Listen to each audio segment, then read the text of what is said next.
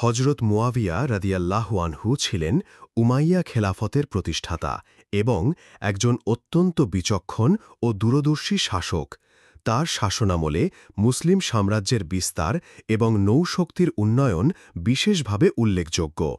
Rhodes দ্বীপের বিজয় তার এই নৌশক্তির উন্নয়নেরই একটি গুরুত্বপূর্ণ অংশ, যার ঐতিহাসিক প্রেক্ষাপট, কৌশলগত গুরুত্ব এবং দীর্ঘমেয়াদী প্রভাবকে তুলে ধরবে। ঐতিহাসিক প্রেক্ষাপট: বাইজেন্টাইন ও মুসলিমদের মধ্যে ভূমধ্যসাগরীয় প্রতিদ্বন্দ্বিতা। খেলাফতে রাশিদার ৬৩২ থেকে ৬৬১ খ্রিস্টাব্দ পর্যন্ত এবং এরপর উমাইয়া খেলাফতের যুগ ৬৬১ থেকে ৭৫০ খ্রিস্টাব্দ পর্যন্ত মুসলিম সাম্রাজ্য দ্রুত গতিতে বিস্তৃত হতে থাকে। পারস্য সাসানীয় সাম্রাজ্যকে সম্পূর্ণভাবে পরাভূত করার পর মুসলিমদের নজর পড়ে বাইজেন্টাইন সাম্রাজ্যের দিকে। বাইজেন্টাইনরা ছিল সে সময় বিশ্বের অন্যতম শক্তিশালী শক্তি, যাদের রাজধানী ছিল সুরক্ষিত কনস্ট্যান্টিনোপল। বাইজেন্টাইনদের বিশাল এবং সুসংগঠিত নৌবাহিনী ছিল, যা ভূমধ্যসাগরে তাদের নিরঙ্কুশ আধিপত্য বজায় রেখেছিল। মুসলিমদের জন্য ভূমধ্যসাগর ছিল একটি নতুন এবং চ্যালেঞ্জিং রণক্ষেত্র। সিরিয়া, মিশর এবং উত্তর আফ্রিকার বাইজেন্টাইন উপকূলীয় অঞ্চলগুলো জয়ের পর মুসলিমদের জন্য সমুদ্রের নিরাপত্তা এবং বাণিজ্যিক পথ নিয়ন্ত্রণ করা অপরিহার্য হয়ে ওঠে। বাইজেন্টাইন নৌবাহিনী এই অঞ্চলে মুসলিমদের সামরিক ও অর্থনৈতিক স্বার্থের জন্য একটি বড় হুমকি ছিল। মুয়াবিয়া রাদিয়াল্লাহু আনহুর দূরদর্শিতা। সিরিয়ার গভর্নর হজরত মুয়াবিয়া রাদিয়াল্লাহু আনহু প্রথম এই নৌশক্তির প্রয়োজনীয়তা উপলব্ধি করেন। তিনি বুঝতে পারেন যে ভূমধ্যসাগরে বাইজেন্টাইনদের মোকাবেলা না করলে মুসলিম সাম্রাজ্যের বিস্তার ও নিরাপত্তা নিশ্চিত করা সম্ভব নয়। তিনি বারবার খলিফা উমর রাদিয়াল্লাহু আনহু এর নৌবাহিনী গঠনের অনুমতি চেয়েছিলেন।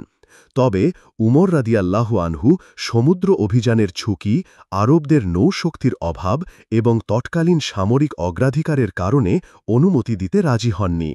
খলিফা ওসমান রাদিয়াল্লাহু আনহুর দূরদর্শিতা।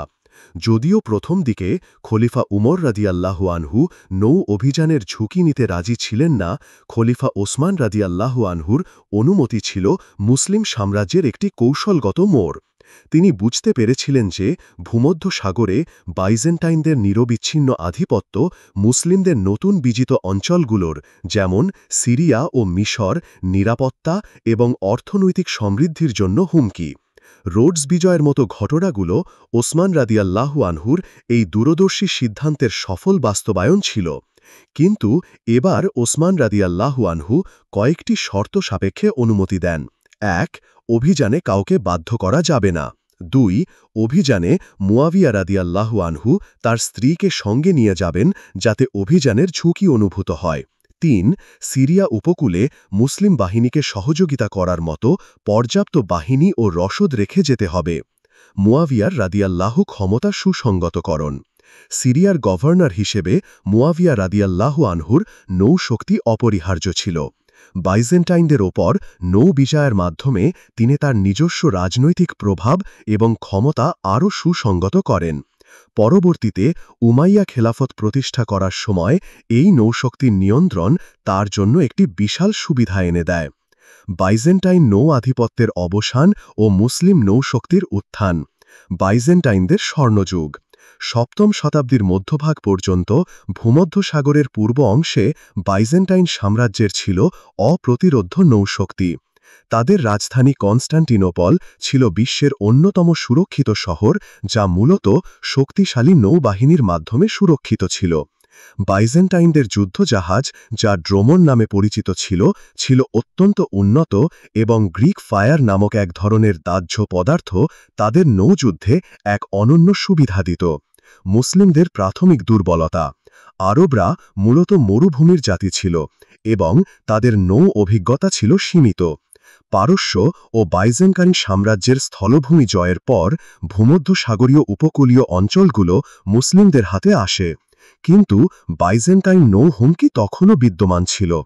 সিরিয়ার উপকূলীয় শহরগুলোতে বাইজেন্টাইনদের সমুদ্র থেকে আক্রমণের আশঙ্কা ছিল, যা মুসলিমদের বাণিজ্য ও নিরাপত্তা উভয়কেই হুমকির মুখে ঠেলছিল। রোডস দ্বীপের সামরিক গুরুত্ব। অভিযানের কৌশল। মুসলিম নৌবহর বাইজেন্টাইনদের নজর এড়িয়ে রোডসের দিকে অগ্রসর হয়। রোডসের উপকূলীয় প্রতিরোধা ব্যবস্থা ভেদ করে মুসলিম বাহিনী দ্বীপে প্রবেশ করে এবং দ্রুত বাইজেন্টাইন বাহিনীকে পরাস্ত করে।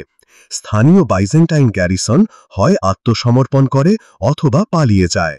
রোডস অভিযান 654 খ্রিস্টাব্দ ৩১ হিজরি। মুসলিম নৌবাহিনী রোডস দ্বীপের ওপর আক্রমণ চালায়। এই অভিযানের নেতৃত্ব দেন জানাদা ইবনে আবি উমাইয়া, যা হজরত মুয়াবিয়া রাদিয়াল্লাহু তাআলা আনহু এর তত্ত্বাবধানে সম্পন্ন হয়।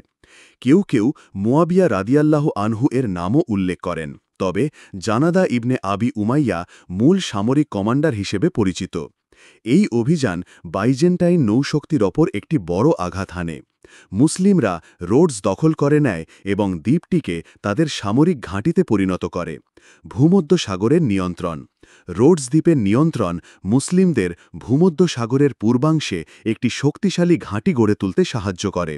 এর ফলে বাইজেন্টাইনদের নৌ চলাচল বাধাগ্রস্ত হয়। কৌশলগত অবস্থান। এশিয়া মাইনর এবং বাইজেন্টাইন রাজধানী কনস্ট্যান্টিনোপলের কাছাকাছি হওয়ায় রোডস মুসলিমদের জন্য একটি অগ্রবর্তী সামরিক ঘাঁটি হিসেবে কাজ করে। এখান থেকে তারা বাইজেন্টাইনদের বিরুদ্ধে আরও অভিযান চালানোর সুযোগ পায়। সম্পদের উৎস। রোডস একটি সমৃদ্ধ দ্বীপ ছিল, যা মুসলিমদের জন্য রসদ এবং অন্যান্য সম্পদের উৎস হিসেবে ব্যবহৃত হয়। কোলোসাস অফ রোডসের ভাগ্য। রোডসের বিজয়ের একটি উল্লেখযোগ্য ঘটনা ছিল প্রাচীন বিশ্বের সপ্তম আশ্চর্যের অন্যতম কোলোসাস অফ রোডসের ধ্বংসাবশেষ। কথিত আছে রোডস দ্বীপের বিখ্যাত কোলোসাস অফ রোডস ধ্বংসাবশেষ তখনও বিদ্যমান ছিল। মুসলিমরা এই বিশাল ব্রোঞ্জের মূর্তির অবশিষ্ট অংশগুলো সংগ্রহ করে সেগুলো আরব বণিকদের কাছে বিক্রি করে দেয়। বণিকরা 1000 উটের পিঠে করে এই ব্রোঞ্জের টুকরোগুলো সিরিয়ায় নিয়ে যায়, যা থেকে বোঝা যায় মূর্তির বিশালতা এবং এর মূল্যবান ধাতু। এই ঘটনাটি মুসলিমদের বিজয়ের প্রতীকী অর্থ বহন করে এবং তৎকালীন মুসলিম নতুন ক্ষমতার এবং অর্থনৈতিক সক্ষমতাও তুলে ধরে। প্রশাসনিক ব্যবস্থা। রোডস বিজয়ের পর মুসলিমরা সেখানে একটি স্থায়ী মুসলিম গ্যারিসন স্থাপন করে এবং একজন প্রশাসক নিয়োগ করে। দ্বীপের অধিবাসীদের ওপর জিজিয়া, যা ইসলামী সাম্রাজ্যের অমুসলিম নাগরিকদের ওপর আরোপিত কর, আরোপ করা হয়। রোডস মুসলিম নৌবাহিনীর জন্য একটি গুরুত্বপূর্ণ মেরামত ও সরবরাহ কেন্দ্র হিসেবে কাজ করে। রোডস বিজয়ের সামরিক ও বহুমুখী কৌশলগত গুরুত্ব। আন্তর্জাতিক সম্পর্কের পরিবর্তন। রোডস বিজয়ের মধ্য দিয়ে ভূমধ্যসাগরের ভূ-রাজনৈতিক মানচিত্রে বড় পরিবর্তন আসে। মুসলিম সাম্রাজ্য একটি স্থলভিত্তিক শক্তি থেকে একটি প্রধান সামুদ্রিক শক্তিতে রূপান্তরিত হয়।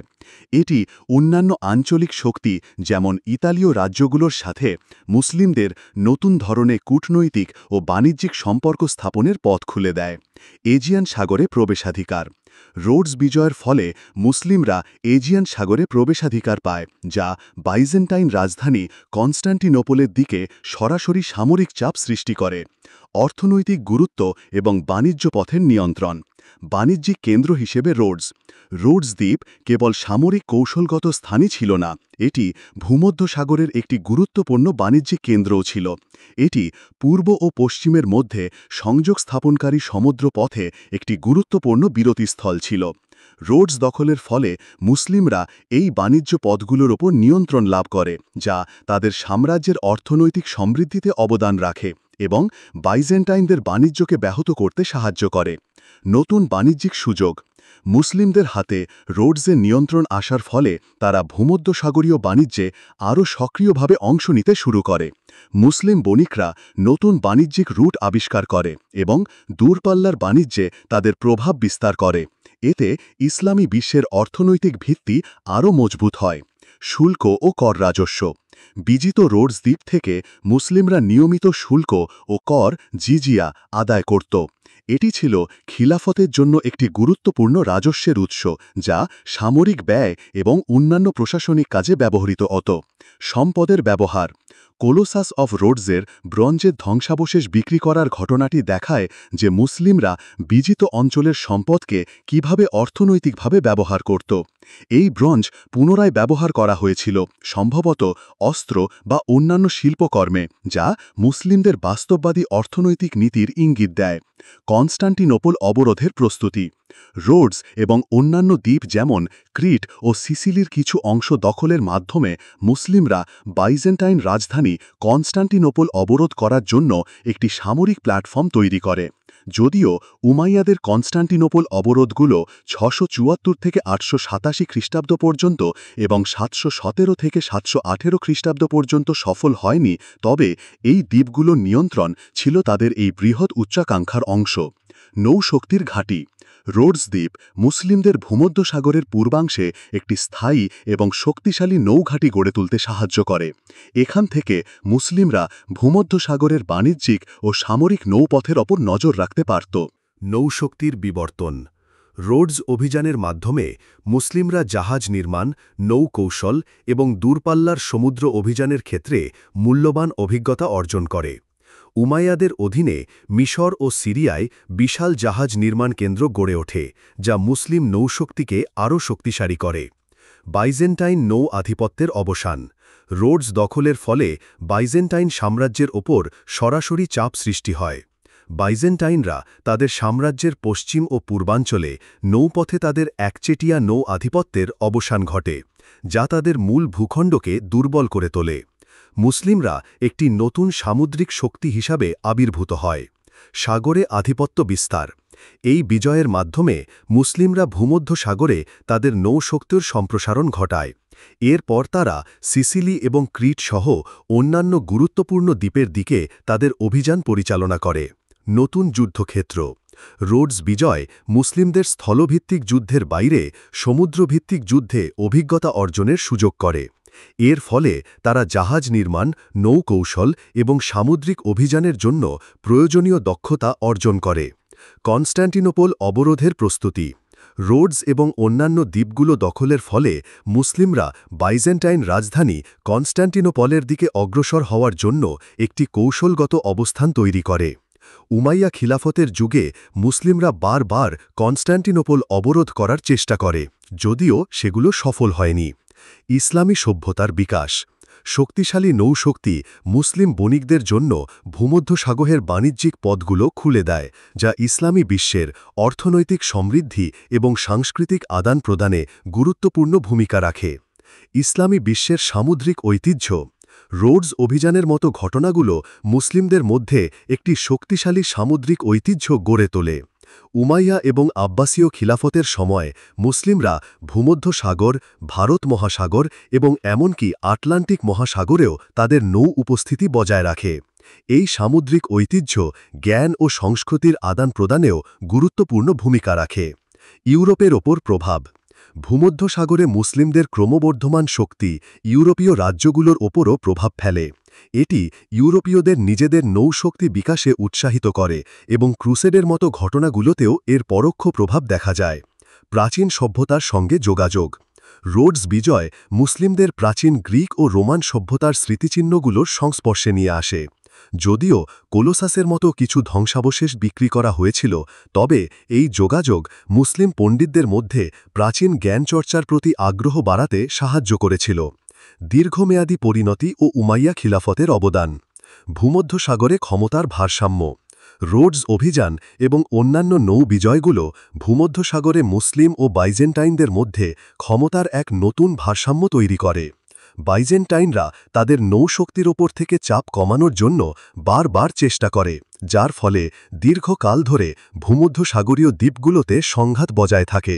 উমাইয়াদের সামুদ্রিক সাম্রাজ্য।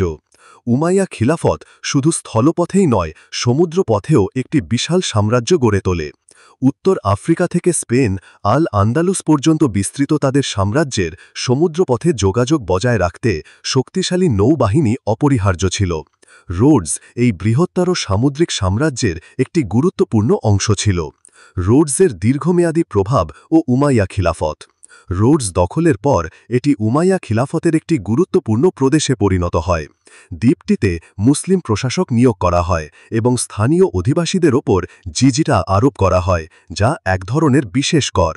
রোডস মুসলিমদের জন্য একটি গুরুত্বপূর্ণ বাণিজ্যিক এবং সামরিক কেন্দ্র হিসাবে বিবেচিত হতে থাকে। তবে দীর্ঘমেয়াদী বিবেচনায় রোডস দ্বীপটি মুসলিম এবং বাইজেন্টাইনদের মধ্যে ক্ষমতার পালাবদলের শিকার হয়। বাইজেন্টাইনরা বারবার রোডস পুনরুদ্ধারের চেষ্টা করে, কিন্তু মুসলিমদের এই বিজয় তাদের মনোবল ভেঙে দেয় এবং মুসলিমদের প্রতিহত করার ক্ষমতা সীমিত করে। উমাইয়া খিলাফতের প্রাথমিক যুগে রোডস দখল ছিল ভূমধ্যসাগরে মুসলিমদের আধিপত্য বিস্তারের একটি মাইল ফলক। তবে দীর্ঘমেয়াদী বিবেচনায় রোডস দ্বীপটি মুসলিম এবং বাইজান্টাইনদের মধ্যে ক্ষমতার পালাবদলের শিকার হয়। বাইজান্টাইনরা বারবার রোডস পুনরুদ্ধারের চেষ্টা করে, কিন্তু মুসলিমদের এই বিজয় তাদের মনোবল ভেঙে দেয় এবং মুসলিমদের প্রতিহত করার ক্ষমতা সীমিত করে। উমাইয়া খিলাফতের প্রাথমিক যুগে রোডস দখল ছিল ভূমধ্যসাগরে মুসলিমদের আধিপত্য বিস্তারের একটি মাইল ফলক। মুয়াবিয়া রাদিয়াল্লাহর নেতৃত্ব এবং উমাইয়া খিলাফতের অধীনে মুসলিম নৌশক্তি এতটাই শক্তিশালী হয়ে ওঠে যে তারা বাইজান্টাইন সাম্রাজ্যের নৌ হুমকি মোকাবেলায় সক্ষম হয় এবং ভূমধ্যসাগরে একটি নতুন সামুদ্রিক শক্তিরূপে আবির্ভূত হয়। এটি মুসলিম সাম্রাজ্যের বিস্তারে এবং বাণিজ্য বৃদ্ধিতে গুরুত্বপূর্ণ ভূমিকা পালন করে। মুসলিমরা স্প্যানিশ উপকূল থেকে শুরু করে সিরিয়া পর্যন্ত ভূমধ্যসাগরের বিশাল অংশে তাদের প্রভাব বিস্তার করতে সক্ষম হয়, যার মূলে ছিল তাদের ক্রমবর্ধমান নৌশক্তি।